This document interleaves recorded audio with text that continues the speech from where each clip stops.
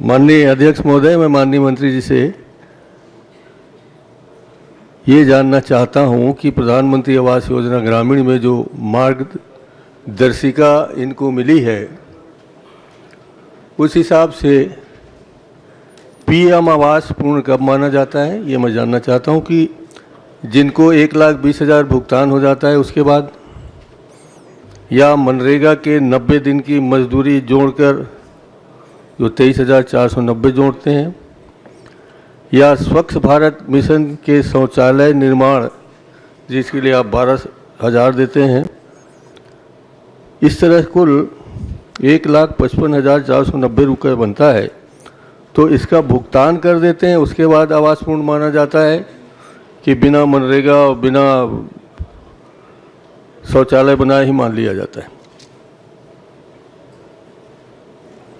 नहीं, आवास की पूर्णता 3 किस्तों में राशि जाती है माननीय अध्यक्ष महोदय, और निसंदेह आवास तो तभी पूर्ण होता है जब ये सारी चीज़ें बन जाएं, परंतु 3 किस्त के बाद हम ये मानते हैं कि आवास अब अंतिम चरण पर है।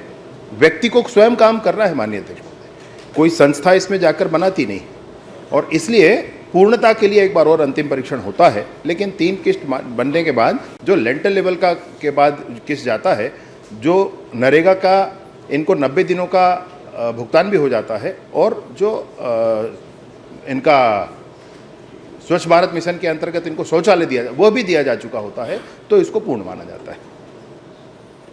अच्छा, दूसरा एक मुख्य शर्त ये है कि आपको अल्पसंख्यक वर्ग के लिए 15% और दिव्यांगों के लिए 5% सुरक्षित रखना है।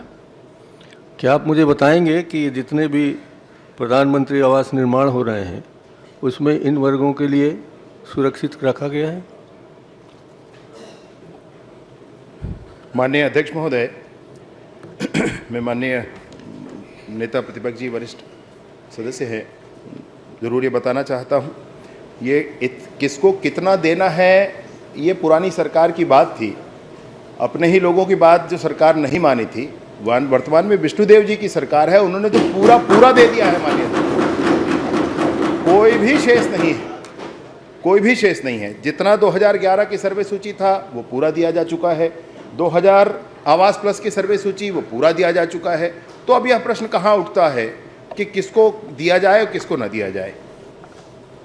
माननीय अध्यक्ष महोदय, ये जिस तरह से पुलिस विभाग वाले किसी की बात सुनते ही नहीं, कभी कभी शायद उसी तरह मंत्री व्यवहार कर रहे हैं। मैं बोल रहा हूं कि अल्पसंख्यक वर्ग के लिए 15% और दिव्यांगजनों के लिए 5%, ये आपके आवास योजना में लिखा हुआ, ये हमारे सरकार का निर्देश नहीं है, ये आपके सरकार का निर्देश है। वो आपने दिया है, पूर्ण हुआ है नहीं हुआ है, इतना पूछना चाहता हूँ। मैं पुनः अपनी बात रिपीट करता हूँ माननीय अध्यक्ष महोदय, ये किसी को एक बार कुछ आवंटन दिया जाए, 100 आवास देने हैं माननीय अध्यक्ष महोदय, तो 15 अल्पसंख्यक को, 5 दिव्यांग को ऐसे दिया जाएगा माननीय अध्यक्ष महोदय। अगर सूची में से 100 देना है तो पूरी सूची ही दे रहे हैं, फिर क्या विषय हो जाता है? आप छुपा रहे हैं, मैं जान रहा हूँ, मैं इसकी शिकायत ऊपर तक कर सकता हूँ, देखता हूँ करूँगा कि नहीं। दूसरी बात, आपके मुख्यमंत्री जी ने ये घोषणा की थी कि जिन जिन जिलों में प्रधानमंत्री आवास पर पैसे लिए गए हैं उन जिलों के कलेक्टर को निलंबित किया जाएगा। मेरे पास शिकायत है तखतपुर से, आप भी जानते हैं सुशासन त्यौहार में 2,965 शिकायतें प्राप्त हुई हैं। इसमें से कितने पैसे के लेन देन की शिकायत है और कहाँ की, ये बताएंगे? माननीय अध्यक्ष महोदय, माननीय मुख्यमंत्री जी विष्णुदेव साय जी, उनकी सरकार में सुशासन है और सुदर्शन भी है। बड़ों को नहीं छोड़ा गया माननीय अध्यक्ष महोदय, तो किसी और की तो बात ही नहीं। मैं निसंदेह ये कहना चाहता हूं कि कोई विशेष जानकारी माननीय वरिष्ठ सदस्य के पास, माननीय नेता प्रतिपक्ष जी के पास हो तो अवश्य उपलब्ध कराएं। विशेष जानकारी ये है कि आपके और मुख्यमंत्री जी के, हमारे अध्यक्ष जी के ज़िले में कबीरधाम में प्रधानमंत्री आवास योजना से बैगा परिवारों से अवैध वसूली के संबंध में जानकारी है। और आपका जिला और मेरा जिला भी वैसी है। दूरभाष से आवास मित्रों ने आपको फ़ोन किया है कि हाँ पैसे की वसूली की गई है।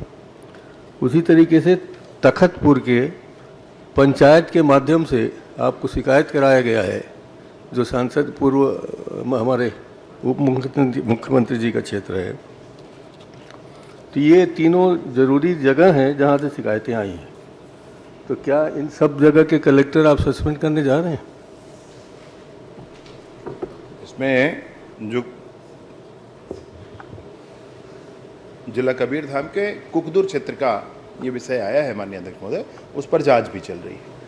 और माननीय सदस्य बता रहे हैं तखतपुर जो क्षेत्र है माननीय उप मुख्यमंत्री जी का क्षेत्र है, मैं उसकी भी जानकारी एकत्रित करके उस पर भी जांच करा लेते माननीय अध्यक्ष महोदय, उसमें कोई संशय नहीं। गड़बड़ जो करेगा उस पर काम किया जाएगा।